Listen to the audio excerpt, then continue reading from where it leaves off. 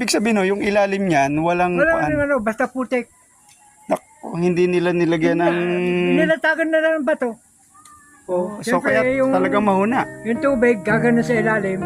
Tara na yung... Matatangay. Matatangay na, ayan. Ayan Mm. nangyari dyan. Yung walang patigas eh. Kaya wasak-wasak na, ano? Oo. Pero kung mayroong baka dyan sa ilalim. kalikon, magkabila, matibay yan. So ibig sabihin talagang wala hong bakal to, ano? Wala.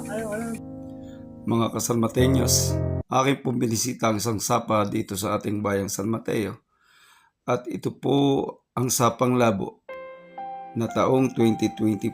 Ito po ay napondohan ng mahigit 92 milyong piso para sa isang flood control project. Ito po ay kontrata ng Amethyst Horizon na pagmamay-ari ng mga diskaya. Kapansin-pansin po ang hindi kalidad na paggawa dito sa flood control project na ito.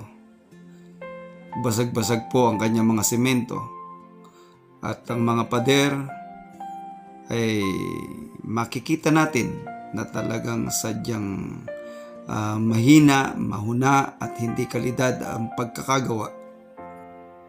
Sa madaling salita, talaga pong halata na ito ay tinipid ng mga gumawa. Ito po ay wala pang 2 taon na nagagawa ng kontraktor. Subalit talaga pong kitang-kita ang pagkawasak ng mga pader nito. At maaaninag po natin dito na talagang wala po siyang bakal. Hindi siya ginamitan ng bakal at napakanipis ng semento.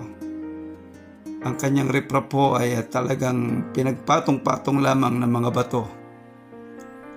At dito nga po ay isang residente ang ating nakakwentuhan at kanyang inilahad ang mga kanyang napansin dito sa pagkakagawa ng proyektong flood control na ito.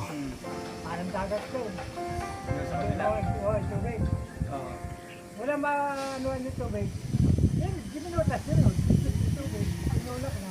Ayon kay tatay, ito ay halos mahigit 1 taon pa lamang na nagawa nang ito ay masira ng baha. Dahil nga sa ito ay napansin nila na wala naman talagang mga bakal na inilagay ang mga kontraktor nung ito'y ginagawa.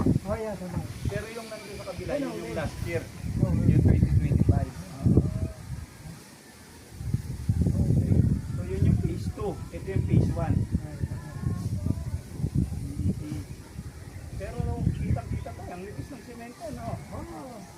Tama ko. Bakal yun. Ano makikita nyo yan? Pinagpatong-patong. Ano makikita nyo? Yung mga tibigin nilagay na ano. Ah. Para pag lumaki, dabo mo natapan yung tubig. Oo nga, no? Oo nga, galing lang. Oo nga eh. Kinarasan na ng bato. Oo. Tapos nilagyan na simento sa babaw. Wala naman yung ilalim, wala simento.